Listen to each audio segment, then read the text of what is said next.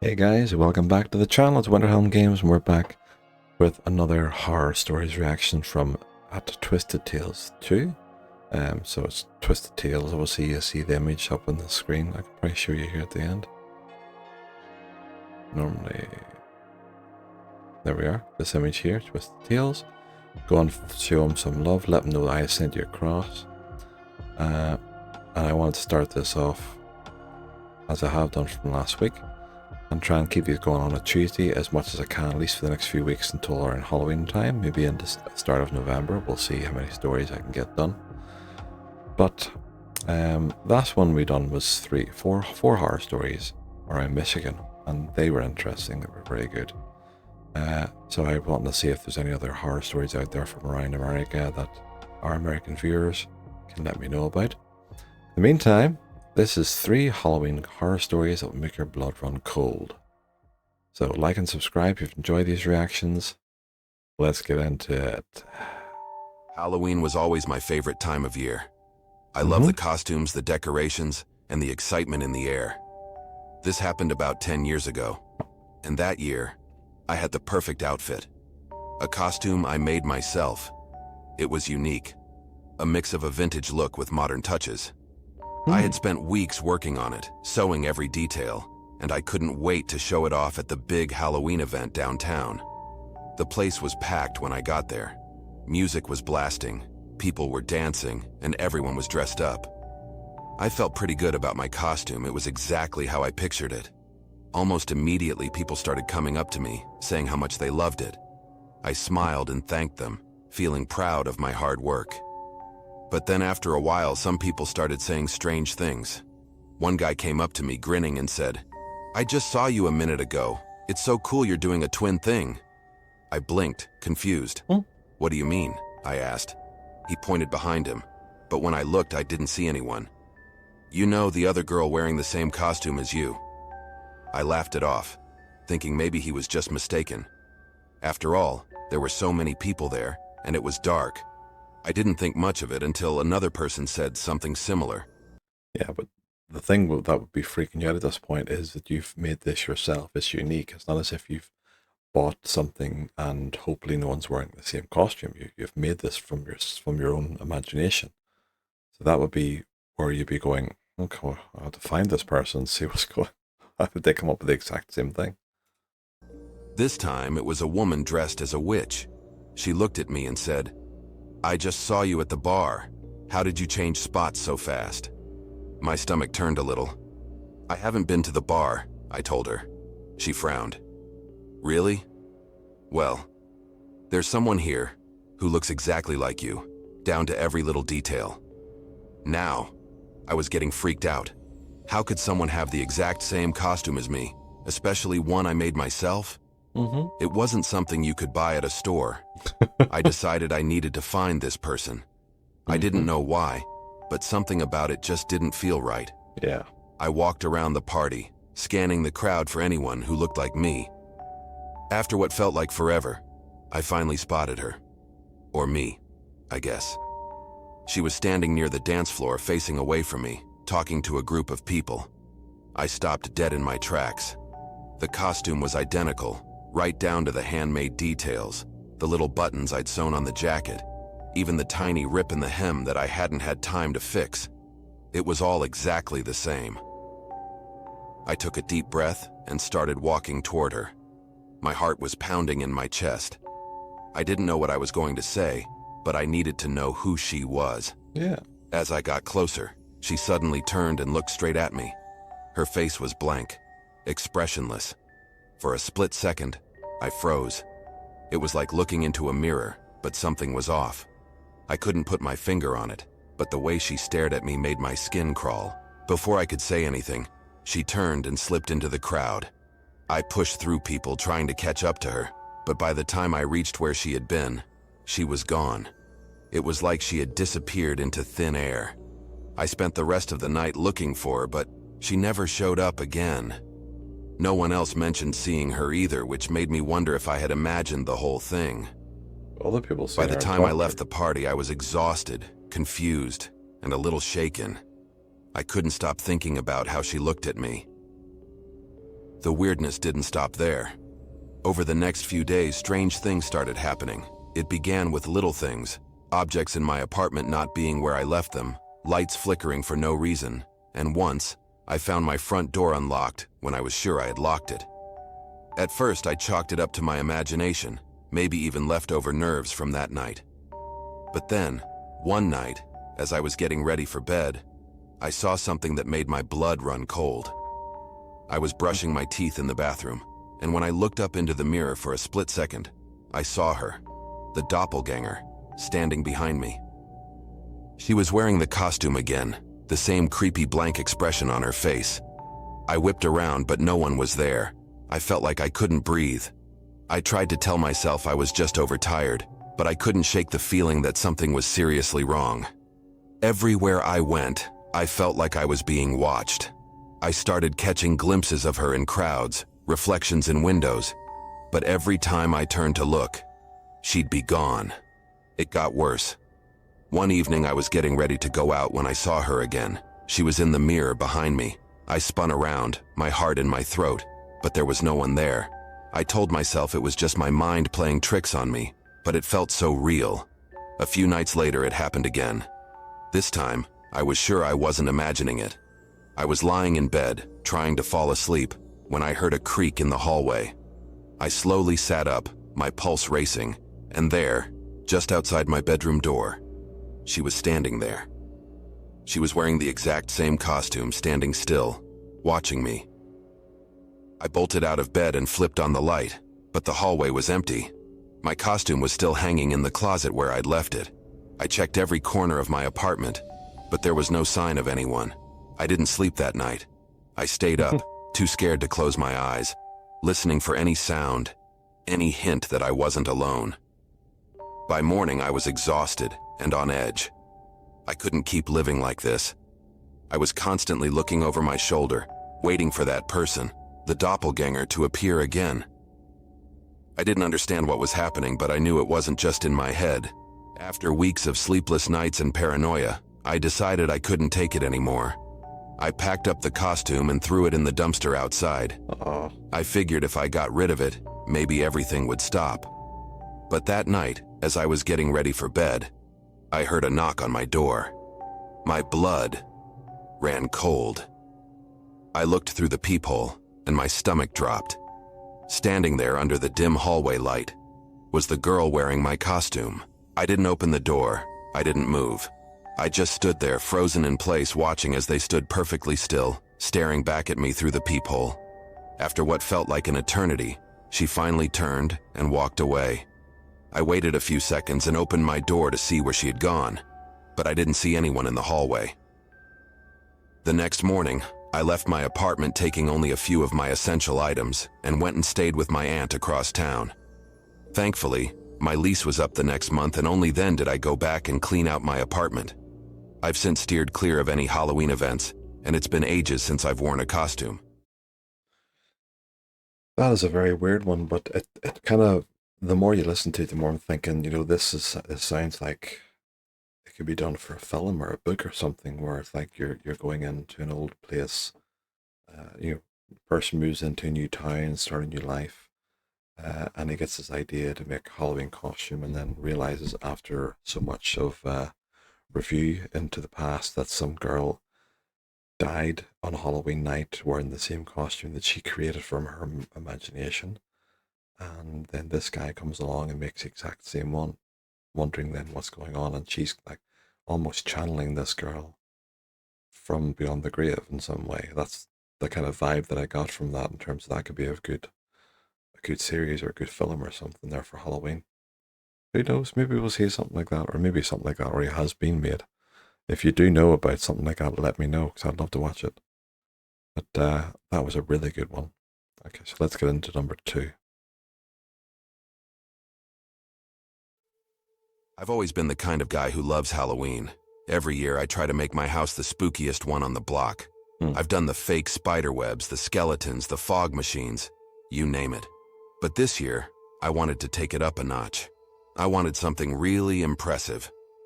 So, I decided to build a full-on graveyard in my front yard. I'm talking old, weathered headstones, some eerie flickering lights, and even a couple of those animatronic ghosts that scream when someone walks by. It took me a few days to get everything just right. I made the gravestones look cracked and ancient, like they'd been there for years. I even dug shallow graves in front of them to make it look like someone had just been buried. It looked amazing, and my neighbors seemed to love it too. They'd walk by and compliment me on how creepy and realistic it all looked. But the day after I finished setting it up, something weird happened.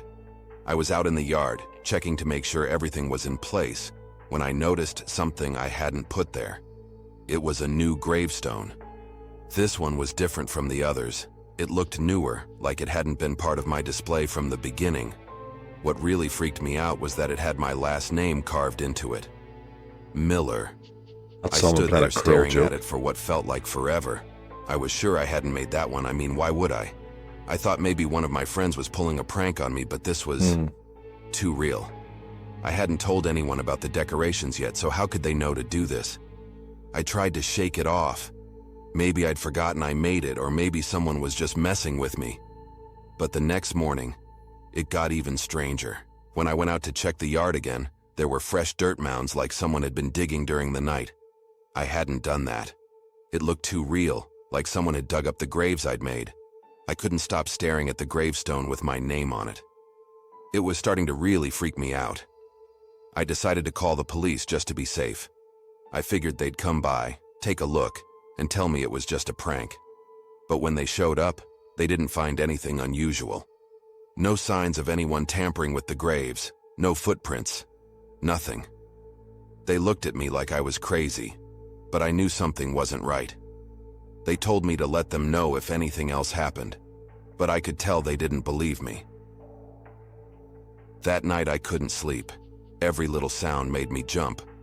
Around midnight I started hearing faint whispering coming from outside, near the graveyard.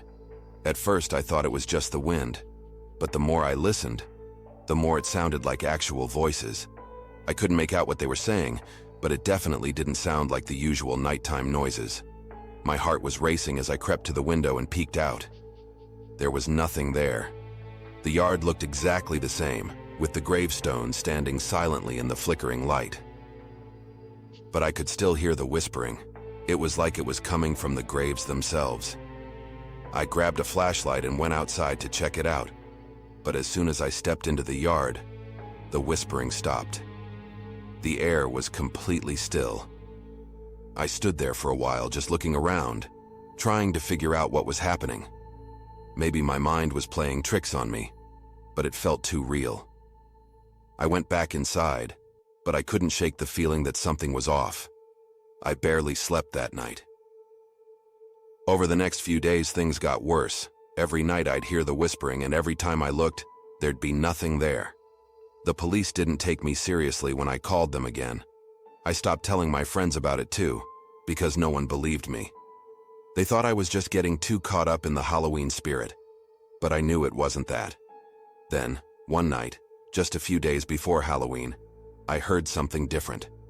It wasn't just whispering anymore. It was a voice, clear as day, calling my name. Miller. It was like it was coming from right outside my window. My heart felt like it was going to explode. I ran to the window, but the yard was empty, just like always. I grabbed my phone to call the police again, but I stopped myself. What would I even tell them? That a voice in my yard was calling my name? They'd laugh me off the phone. I stayed up all night, pacing around the house, listening to the whispers. When morning finally came, I went outside to check the yard again. That's when I saw it. A new grave, right next to the one with my name on it. This one didn't have a name on it yet, but the dirt was fresh, like it had just been dug. That was it for me. I couldn't take it anymore. I started tearing down the decorations, ripping up the gravestones and filling in the graves. I didn't care about Halloween anymore. I just wanted it all gone. As I was digging up the grave with my name on it, I noticed something strange in the dirt. It was a small black box, buried just below the surface. I opened it, but it was empty. I don't know what it meant, and I don't care.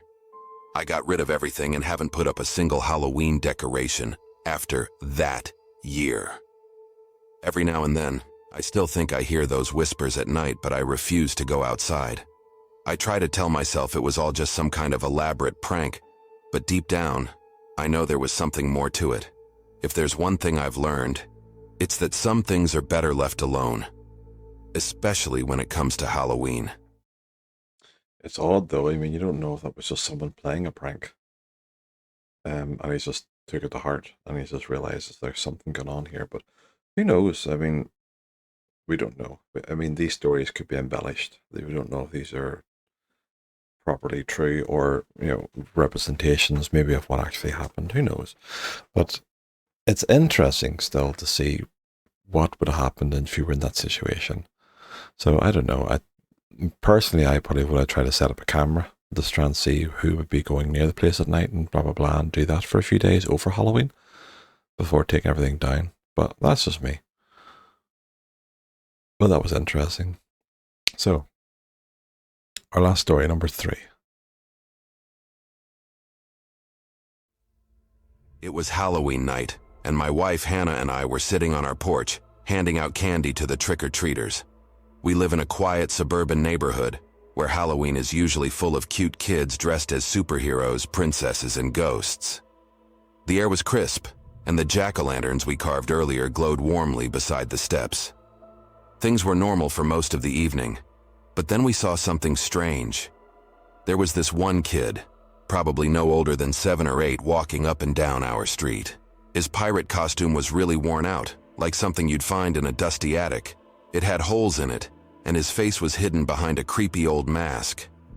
At first, I thought he was just shy or maybe looking for a particular house, but he never came up to us for candy, not even once. He just kept walking by, slowly, over and over. It's a ghost. After about the 3rd time, Hannah nudged me. "Do you think he's okay? He looks lost." "I don't know," I said, trying to play it off. Maybe he's just having fun walking around. But deep down, I was starting to feel uneasy. There was something off about the way the kid moved. He didn't seem excited like the other trick-or-treaters. There was no skipping or running. He just trudged along the sidewalk, staring straight ahead. Eventually, the crowd of kids started thinning out as the night grew later, but the boy kept walking past. Hannah got more worried. "I think we should check on him. He looks confused. What if he's lost or can't find his parents?" I nodded, and we decided to follow him just to make sure he was okay. We didn't want to scare him, so we hung back a bit, trying to stay discreet. He turned the corner at the end of the street, and when we followed him around it, the kid was gone. It was like he had disappeared into thin air. We stopped in our tracks and looked around. There were no cars driving by, no sound of footsteps running off. He couldn't have just vanished, right? Hannah called out, "Hey, are you okay?" But there was no response. At this point, my heart started racing. I tried to tell myself that maybe the kid had ducked into one of the houses, but I knew every house on the block. The few left with their lights on hadn't had any trick-or-treaters in a while. It just didn't make sense. We walked up and down the block a couple more times, calling out for him, but there was nothing. No sign of the boy anywhere. The street was quiet, and the only thing we could hear was the rustling of leaves in the wind. Hannah grabbed my arm. "This is really weird," she whispered. "Should we go home?" I nodded, but something still wasn't sitting right with me. As we were walking back, we passed by old Mrs. Wilkins's house. She's lived in the neighborhood longer than anyone, so we figured maybe she had seen the boy. We knocked on her door, and after a minute she came out, wrapped in a shawl. "Happy Halloween," she said with a smile, but her smile faded when she saw the look on our faces. "What's the matter?" I explained the whole thing to her, how we'd been watching this kid walk by all night, how he looked lost, and how he vanished when we tried to follow him. Mrs. Wilkins went pale. "What did the boy look like?" she asked, her voice shaky. What's going to be her son? I described him as best as I could. The old, tattered costume, the slow, aimless walking. Her eyes widened, and she took a step back. "You two need to come inside." We exchanged glances but followed her in. She led us to her living room and sat down, her hands trembling as she spoke. Years ago, there was a little boy who lived on this street. He used to trick or treat here every Halloween. One year, he went out by himself, dressed in pirate costume, just like the one you described. His parents let him go, thinking it would be safe since it's such a quiet neighborhood. But that night, he never came home. The police searched everywhere, but they never found him. Hannah gasped, and I felt the hairs on the back of my neck stand up. Mrs. Wilkins continued. Some people in the neighborhood say they still see him on Halloween night wandering the streets, but when they try to follow him, he disappears, just like you said. For a moment, none of us spoke. I didn't know what to say. It felt impossible, like one of those ghost stories you hear, but this felt real. Too real. You don't think it's him, do you? Hannah whispered. Mrs. Wilkins sighed. I don't know what to think. But if you saw him, maybe it is. Maybe he's still looking for his way home. We left Mrs. Wilkins's house feeling shaken. We walked back to our place in silence, both of us lost in thought. I kept replaying the night in my head, seeing that boy, the way he moved, the way he vanished. I don't know what really happened that night, and maybe I never will. But every Halloween since then, I can't help but look out the window, wondering if I'll see that same boy in the tattered pirate costume, walking down the street, still lost and confused. And to this day, I still get the feeling that somewhere out there, he's still searching, waiting for someone to help him find his way back home. There you are. That was interesting. But there we are. That's story number 3. That one was interesting. That one was good. It does sound familiar to something I think I've heard before, or maybe it's just an idea I have. I don't know. About the same kind of thing, you know, where some kid over and over again walking up and down. It may have just sounded familiar to another story perhaps, but that one was an interesting one. But I imagine most people would have done the same thing eventually, thinking like, we'll follow him, we'll see if he's alright. And you know, most people with a sense of humanity, at least I would imagine, would see if the kid is alright, especially if he looks like he's about 4 or 5 or 6, you know, you're thinking, you know, at what age, especially if you have kids, at what age do you let your kids go out in a quiet neighborhood trick-or-treating on their own? If at all. You can let me know. But there we are. If you're watching this around Halloween, happy Halloween.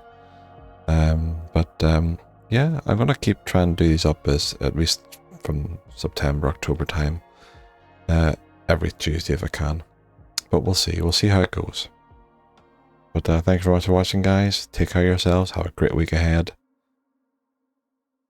Bye.